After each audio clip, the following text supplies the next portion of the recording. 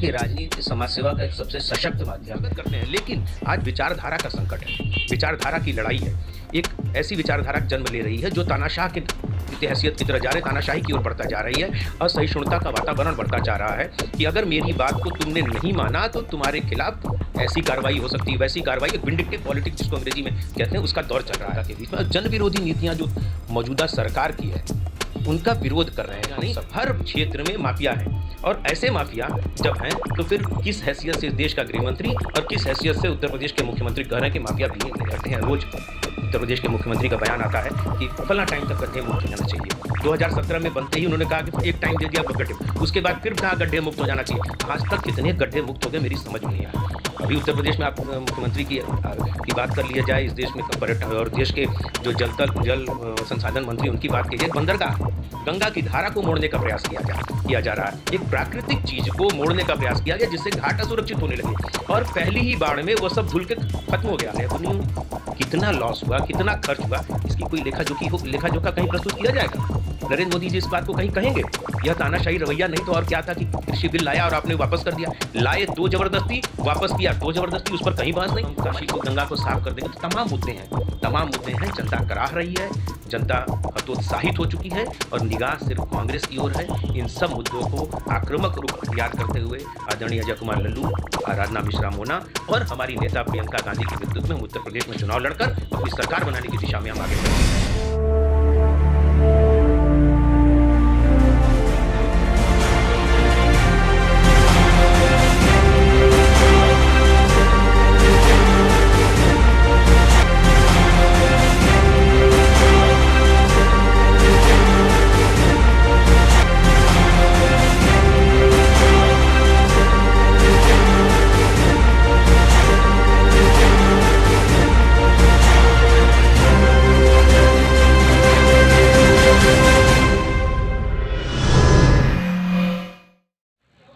नमस्कार, मैं निकिता पांडे रणभेरी न्यूज़ में आप सभी का स्वागत करती हूं। और आज हमारे साथ मौजूद है डॉक्टर प्रमोद पांडे, अध्यक्ष उत्तर प्रदेश कांग्रेस सेवा दल ने कैंट विधानसभा चुनाव हेतु आवेदन किया है। तो आइए चलते हैं इनसे बात करने। तो सब बहुत बहुत स्वागत है आपका रणभेरी में।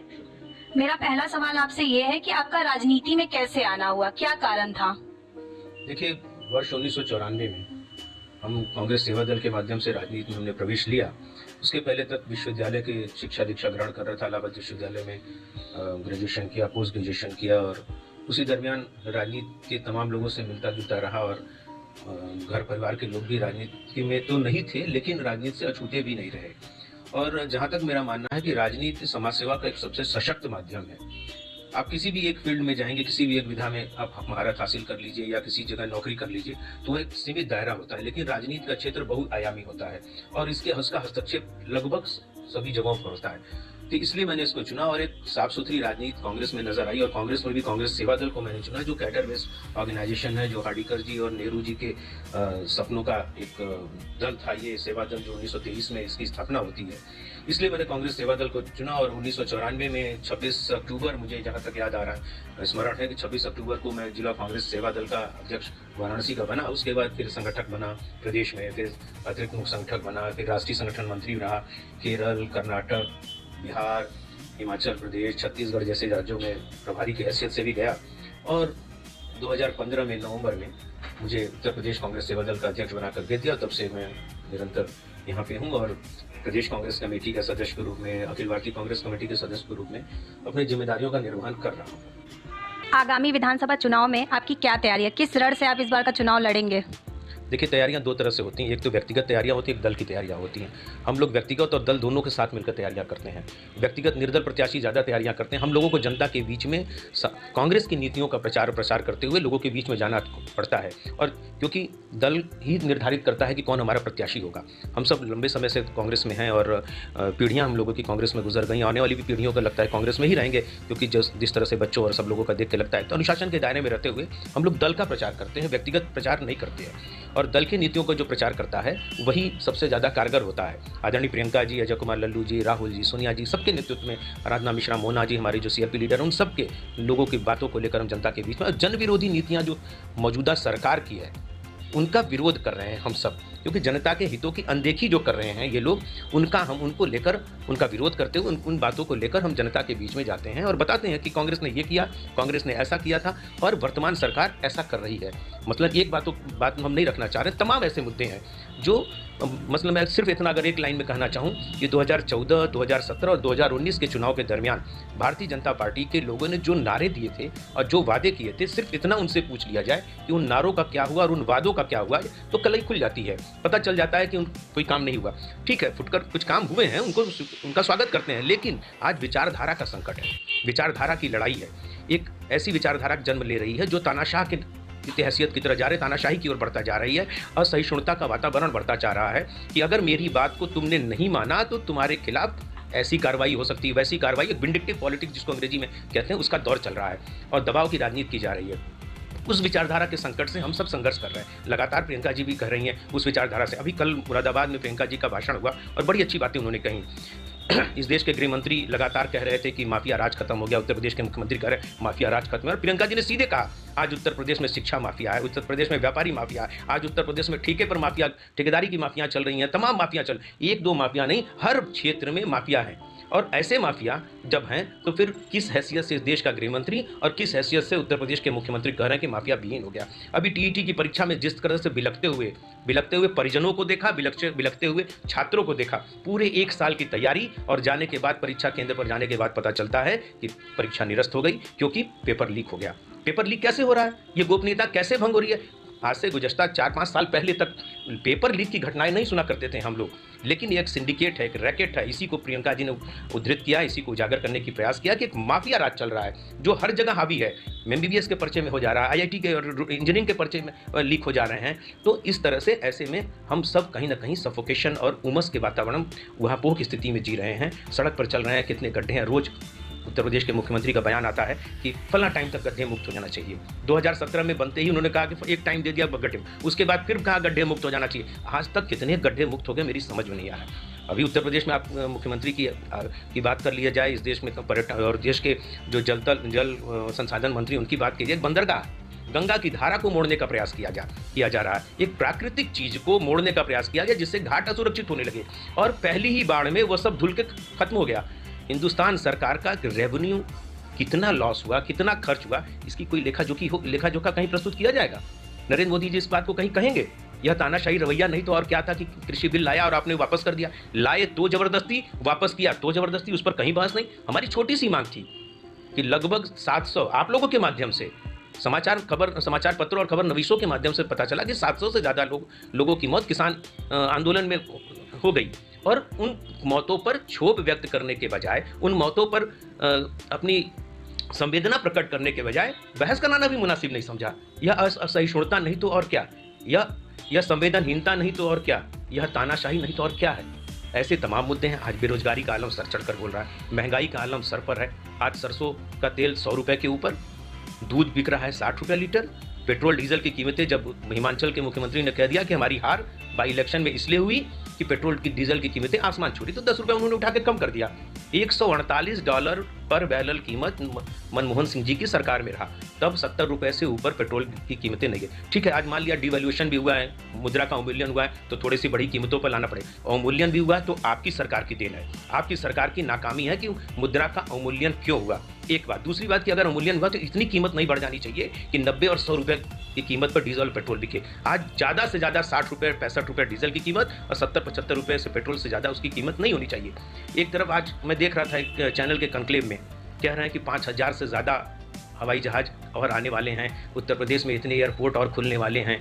एक एयरलाइंस हिंदुस्तान की नहीं बचा पा रहे हैं और तमाम लोगों को लाने की बात कर रहे हैं। कितनी बड़ी बेईमानी है। किसने कमाया था? किसी के बाप की जागीर नहीं थी। मैं शब्द हल्का हो सकता है लेकिन मैं दोहरा के कहता हूं, किसी के बाप की जागीर नहीं थी। यह हमारे पुरखों की मेहनत थी। पंडित जवाहरलाल नेहरू से लगायत मनमोहन सिंह के सरकार तक की जितने लोग भी आए, उनकी मेहनत की कमाई थी। वह आम आदमी की से ली गई आम आदमी की मेहनत की कमाई और सरकार की नीति नियामक जो संस्था है, नीति निर्धारित करती है, उसकी देन थी। आज उसको भी बेच के आपने खाली कर दिया। तमाम एयरपोर्ट आपने बेच दिया, तमाम रेल आप बेच दे रहे हैं। एक स्पेशल के नाम पर, कोरोना स्पेशल के नाम पर वही ट्रेन, वही ट्रैक है, रेलवे पटरी वही है, स्टेशन वही है और ट्रेन भी वही है। सुविधाएं कम कर दी गई और स्पेशल के नाम में आपने किराया बढ़ा दिया। यह अत्याचार नहीं तो और क्या है? और मैं अगर सिर्फ बनारस की अगर बात करूं तो अभी हालिया दौर में आपने देखा 10-12 दिनों पहले एक मां अन्नपूर्णा की मूर्ति आई। हम सब तो सनातनी परंपरा के लोग हैं और पीपल के पेड़ के नीचे, नीम के पेड़ के नीचे, बरगद के पेड़ के नीचे एक पत्थर का टुकड़ा भी रखा रहता है तो उसको शिवलिंग मानकर हम सब पूजा शुरू कर देते हैं। आपने मां अन्नपूर्णा का दर्जा दे दिया, प्राण प्रतिष्ठा कर लिया, तो मैं उनको अन्नपूर्णा की हैसियत से ही पूजूंगा, उनके सामने भीख मांगूंगा ही। अन्नपूर्णा के सामने भीख मांगा जाता है अन्न की प्राप्ति के लिए, भिक्षा मांगी जाती है, मैं मांगूंगा। लेकिन उन 300 मंदिरों का क्या हुआ जिन मंदिरों को इस सरकार ने तोड़कर मूर्तियों को कैद कर रखा है? क्या हुआ उनका? यह भी तो आना चाहिए कहीं लोगों के सामने, यह कहीं नहीं दिख रहा है। लेकिन 108 साल पहले कब, कहां, कैसे, क्या हुआ था कोई नहीं जानता, जिसका कोई अभिलेख प्रस्तुत नहीं कर सकते हैं, जो क्या कोई साक्ष्य नहीं प्रस्तुत हो पा रहा है, उसको मां अन्नपूर्णा की मूर्ति, और जो इसके पहले जो पूर्व में स्थापित मां अन्नपूर्णा की मूर्ति थी उसका क्या हुआ ये भी नहीं पता चल पा रहा है। हजार मुसलमान कारीगर, मैं मुसलमानों से मुझे कोई गुरेज नहीं है, लेकिन क्योंकि हिंदू उस पर फावड़ा नहीं चला सकता है, हथौड़ा नहीं चला सकता है, बिहार और बंगाल के लोगों जगहों से बुलाकर मजदूरों से विश्वनाथ मंदिर को जिस ढंग से तहस नहस किया गया, मौलिकता को नष्ट करने का काम किया गया, उसका मुझे गुरेज इस बात पर है। मुझे दुख इस बात का है कि मौलिक जो चीज़ें थी उसको खत्म किया गया, उसका जो पुरातन हमारी परंपरा थी, जो हमारी प्राचीन जिसके लिए जाना जाता रहा, स्कंद पुराण में कास्ते प्रकास्ते जैसा काशी शब्द आया, उस काशी के साथ आपने खिलवाड़ किया है, आपने उस गंगा के साथ खिलवाड़ किया है। आज भी हमें ज़रूरत है 520 MLD पानी, मिलियन लीटर पर डे पानी साफ करने के लिए, और 180-200 लीटर से ज़्यादा पानी, मिलियन MLD पानी ज़्यादा साफ नहीं हो पा रहा है। लेकिन प्रधानमंत्री मोदी ने 2014 में कह दिया था कि 1 साल में हम काशी को, गंगा को साफ कर देंगे। तो तमाम मुद्दे हैं, जनता कराह रही है, जनता हतोत्साहित हो चुकी है और निगाह सिर्फ कांग्रेस की ओर है। इन सब मुद्दों को आक्रामक रुख अख्तियार करते हुए आदरणीय अजय कुमार लल्लू, आराधना मिश्रा मोना और हमारी नेता प्रियंका गांधी के नेतृत्व में हम उत्तर प्रदेश में चुनाव लड़कर अपनी सरकार बनाने की दिशा में हम आगे बढ़ रहे हैं। ने कहा कि पेट्रोल के दाम बढ़ गए, डीजल सब बढ़ गया है, लेकिन मोदी सरकार जो अनाज दे रही है, आज तक किसी भी पार्टी ने इतने दिन तक फ्री अनाज तो नहीं दिया था, इस पर आप क्या कहेंगे? बिल्कुल ठीक है, आपने फ्री अनाज नहीं दिया। आज जो किसानों का बिल था जिसमें कि मंडी समिति की बात कही गई थी, जरा इसकी गहराई में जाने की कोशिश करिए। एक उसके समानांतर दूसरी मंडी समिति लाने की बात की जा रही थी, और दूसरी मंडी समिति जिस दिन आ जाती, मैं सौभाग्यशाली हूँ कि भारत देश में रहता हूँ जहाँ के इस शूरवीर और जहाँ के बड़े बहादुर किसानों ने लोहा लिया, 11 महीने तक इस सरकार को घुटने टेकने पर मजबूर कर दिया। वरना वो मंडी समिति अगर लागू हो जाती तो पुरानी मंडी समिति की व्यवस्था बंद हो जाती, और पुरानी मंडी समिति की व्यवस्था बंद हो जाती तो हमारे FCI बंद हो जाते, FCI बंद हो जाती तो कंट्रोल की दुकानें बंद हो जाती, और कंट्रोल की दुकानें बंद हो जाती तो जिसका जिक्र आप कर रहे हैं अनाज का, फूड सिक्योरिटी बिल जो हमारी सरकार ले आई थी मनमोहन सिंह, वह खत्म हो जाता। कोरोना का संकट है जिसकी वजह से वो दे रहे हैं। दूसरी बात, पेट्रोल की कीमत का आपने जिक्र किया, गैस की कीमत आज 100 रुपये बढ़ गई कमर्शियल, और पिछले 1 महीने पहले भी गैस की कीमत एक साथ बढ़ी थी। लगभग 100 करोड़ लोग हिंदुस्तान में उपभोक्ता हैं, गैस के सिलेंडर लेते हैं, और आमतौर पे एक परिवार में 2 सिलेंडर की खपत होती है, कुछ जगहों पे 3 और 4 भी होती है, कुछ जगह पे 1 होता है, लेकिन ऑन एवरेज 2। 100 रुपये अगर कीमत, 200 करोड़ रुपया तो ऐसे ही आ गया एक बार की कीमत बढ़ाने में। अनाज कितना दिया आपने? 5 किलो। कितने रुपए का अनाज हुआ? आप तुलना कर लीजिए उससे और देख लीजिए कि सरकार कमाई कर रही है या लोगों की मदद कर रही है। दूसरी बात, हर घरों में झोला सबके पास होता है, हमारे घर में भी झोला होता है, आपके घर में भी झोला होता है, और नहीं मैं तो बनारस की भाषा इस्तेमाल करूंगा, गरीब तबका भी कथरी जिसको कहते हैं, कथरी सीना, हम सब आप सब बनारस के लोग हैं, पुराना चादर, पुरानी धोती, पुराना साड़ी से झोले बना लिया करते थे, और उस झोले से जाकर कंट्रोल की दुकानों से लेकर आया करते थे। लेकिन आपने झोला देना शुरू कर दिया, एक तरफ आदित्यनाथ योगी जी की फोटो, दूसरी तरफ नरेंद्र मोदी जी की फोटो देकर आप चुनाव प्रचार कर रहे हैं या खिलवाड़ कर रहे हैं उस अनाज बांटने के नाम पर। यह जनता के साथ बहुत बड़ा घिनौना मजाक है। आप कमाई कर रहे हैं उन 5 किलो अनाज के नाम पर, आप बचत कर रहे हैं, और इस तरह से यह समाज में लोगों के बीच में यह मैसेज जा रहा है, इसका पटाक्षेप होकर रहेगा, और काट की हांडी बार बार नहीं चढ़ा करती। वैसे तो कांग्रेस पार्टी पिछले 32 साल से आई नहीं बनारस में, और भाजपा और सपा जैसी पार्टियां हैं आपके सामने, इसका आप कैसे मुकाबला करेंगे? 32 साल से बनारस नहीं, उत्तर प्रदेश से ही बाहर हैं। 1989 से हम उत्तर प्रदेश में बाहर हुए, और बनारस में जहाँ तक प्रश्न, स्वाली अंसारी साहब हमारे मेयर यहाँ के हुआ करते थे। अगर बनारस की सदन और सरकार की बात करेंगे, उसके बाद से हम स्वाली अंसारी साहब के बाद से नहीं रहे हैं। लगातार भारतीय जनता पार्टी का ही यहाँ पे वर्चस्व रहा है, कब्जा रहा है। नगर निगम और तमाम जगहों पे सभासद जब ज़्यादा उनके होते रहे, हमारे लोग कम रहे। इस बार हम लोग 22 सभासद जीते हैं। अगर नगर निगम इतना रहा तो ये गलियां क्यों टूटी हुई, ये सड़कें क्यों हैं ऐसी, और ये बेतरतीब सड़कें, ये टूटी फूटी गलियां, ये बजबजाती हुई नालियां क्यों हैं, जबकि नगर निगम में उनका वर्चस्व है। हम लोग तो अपने बचपने में आज से कुछ साल पहले अपने इसी जो प्रतिष्ठान में आप जहाँ बैठे हैं उसके पीछे की गलियों में, अपने घरों के पीछे के गलियों में और सामने के गलियों में मशक हाथ में लेकर एक विष्टी होता था और वो नालियों की धुलाई करता था और एक आदमी उसके साथ झाड़ू लगाते हुए चलता है। आज ठीक से उसकी सफाई नहीं हो पा रही है, नालियाँ बजा रही हैं और जिस ढंग से इस वैज्ञानिक युग में भी नाले में गिरकर और हमारे सफाई कर्मियों की मौत हो रही है, इससे बड़ी और क्या बात हो सकती है। और जब हमारे पास संसाधन नहीं थे तब इतनी मौतें नहीं हुआ करती थीं। तो ये लापरवाही का दौर चल रहा है। यह बहुत सीधे और सीधे तौर पे कहेंगे कि यह पैसे का ज़बरदस्त खेल है और पैसा कमाने का एक ज़रिया बन चुका है साधन और संसाधन को देखते हुए। और सभी नेता और उसमें कमोवेश अधिकारी भी उसमें लिप्त हैं। और ठीक है कि तुम इतना सड़कें बना, अभी एक आशापुर में फ्लाईओवर बना, लगभग 50 से 51 मीटर फ्लाईओवर, आप सब लोगों ने देखा होगा, कम बना। जिम्मेदारी किसकी है? इससे बड़ा भ्रष्टाचार और क्या हो सकता है कि मानक के अनुरूप जितनी किलोमीटर जितना मीटर का मानक था, उसका तयशुदा था, उससे कम आपने बना दिया। जनता के साथ क्यों इतना बड़ा अन्याय हो रहा है? हमारे देश के प्रधानमंत्री और वाराणसी के सांसद ने वाराणसी को में बहुत सारे विकास कार्य किए हैं। अगर आपकी सरकार आई तो वाराणसी को कैसे विकास के पथ पे ले जाया जाएगा? देखिए, वाराणसी के सांसद और इस देश के प्रधानमंत्री दोनों एक ही हैं। मैं सौभाग्यशाली समझता अगर विकास की बात होती। विकास 2014 से अगर देखा जाए, 2014, 2017, 2019 और 2021 को अगर तुलनात्मक अध्ययन किया जाए तो हम सीधे कहते हैं कि विकास लोगों की आंखों में दिखाई देना चाहिए, विकास लोगों की ज़ुबान से सुनाई देना चाहिए। उसके लिए प्रचार और प्रसार का इससे बड़ा और कोई माध्यम नहीं हो सकता है। जन सहभागिता और जन स्वीकार्यता और लोगों की भाषा ही सबसे बड़ा माध्यम। लेकिन अखबार पर बड़े बड़े फ्रंट पेज के विज्ञापन, लंबे लंबे विज्ञापन और टेलीविज़न में विज्ञापन देने की आवश्यकता नहीं पड़ती अगर जनता इस चीज़ को स्वीकार कर रही होती। और काशी को क्योटो बनाने का वादा किया था। अरे हमारी काशी को काशी ही रहने दीजिए, जिसके लिए जानी और पहचानी जाती रही है, जिसके जो ऐतिहासिक महत्व जिसका है, पौराणिक महत्व जिसका है, 1665 किलोमीटर में जिसकी गलियां बसी हैं, गलियों का शहर माना जाता है, जिसके हर गली से सुबह होते ही घड़ी और घंटों की आवाज़ सुनाई देने लगती है, पूजा की मंत्रों को श्लोक सुनाई देने लगते हैं, वेद मंत्रों का उच्चारण होता रहता है और अजान भी साथ साथ चलती है। और उस काशी को काशी रहने दीजिए, हमें क्योटो को छोड़ दीजिए, अब जाने दीजिए उसको। इसकी बात तो अब तो बेमानी हो गई है। मैं पुनः दोहरा लाऊं, पहले भी कहा था कि स्कंद पुराण में कहा गया है, कास्ते प्रकाशते ज्यासा काशी, काश धातु से बना है। जहाँ ज्ञान का स्वयं प्रकाश होता है उसको काशी कहते हैं। आज उस ज्ञान के उस प्रकाश को कहाँ खो गई है मेरी समझ में नहीं आ रहा है। उसको धूमिल करने का प्रयास किया जा रहा है। नरेंद्र मोदी जो कहा करते हैं कि बाबा विश्वनाथ को मैंने मुक्त किया, आज इतना बड़ा दम कि बाबा विश्वनाथ को मुक्त करने की बात आप कर रहे हैं। अरे गोस्वामी जी ने लिखा इसी बनारस की धरती पर 1 लाख पुत्र 1.25 लाख नाती, तारा रावण की दिया न बाती।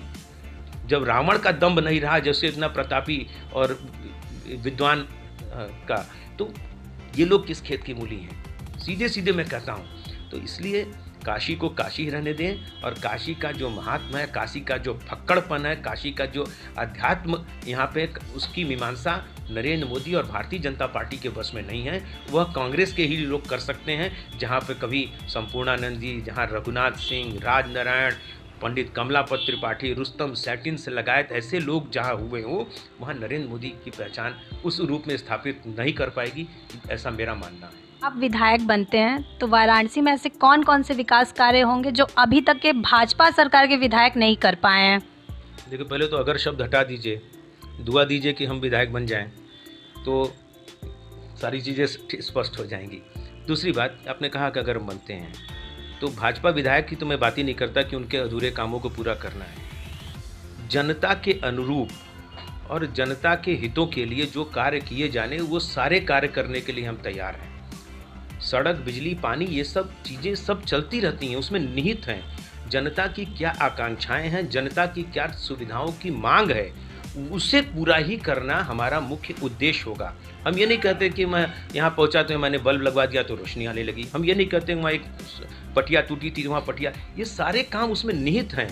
जन आकांक्षाओं की पूर्ति ही मेरा मुख्य ध्येय होगा। और यही शायद सबसे किसी के लिए भी आदर्श वाक्य हो सकता है और शायद यही सबसे बड़ी आदर्श सूक्ति हो सकती है किसी राजनीति के लिए। मैंने पहले ही सबसे पहले कहा था कि राजनीति समाज सेवा का सबसे सशक्त माध्यम है।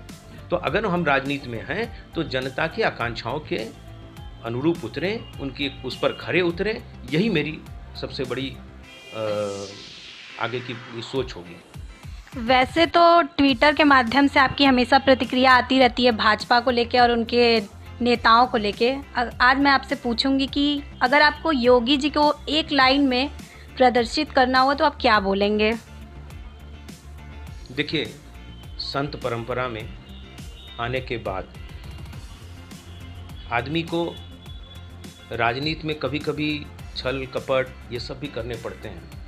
और संत जब आदमी गेरुआ वस्त्र धारण करता है तो इन सब चीज़ों से ऊपर उठना पड़ता है। मैं नहीं मानता कि योगी जी संतत्व का पूरा अनुकरण कर रहे होंगे और राजनीति का पूरा अनुकरण कर पा रहे हैं। जिस ढंग की मर्यादा, जिस ढंग से उनका व्यवहार है, वह संत के अनुरूप भी नहीं है और न ही राजनीति की आदर्श परंपरा का निर्वहन वो करता नजर आ रहा है। और दोनों ही मुद्दे पर, न संत के मुद्दे पर और न ही राजनीतिक के रूप में वो अपनी छवि को साफ सुथरी रख पा रहे हैं। बस इतना ही मेरा कहना है। वह दोनों ही पक्ष को लेकर समाज को बदनाम करने की कोशिश कर रहे हैं। हमारे पेपर रणभेरी के माध्यम से कैंट की जनता को एक संदेश, जिससे जनता आपको भारी मतों से विजयी बनाए। संदेश नहीं, उनसे आग्रह है।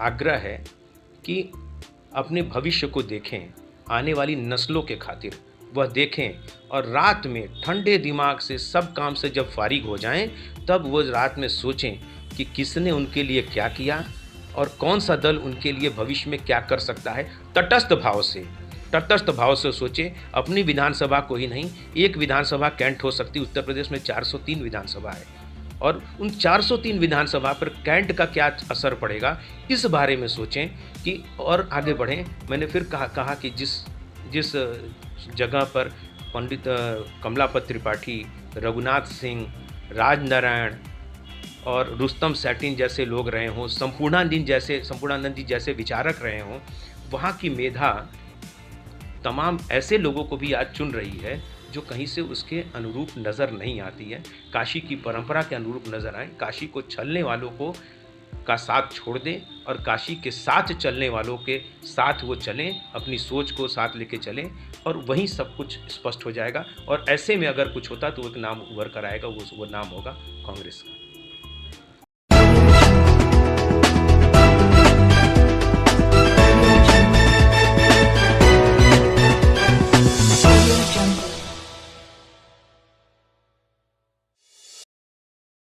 खबरों से जुड़े रहने के लिए रणभेरी न्यूज़ को सब्सक्राइब करें और बेल आइकन को प्रेस करें।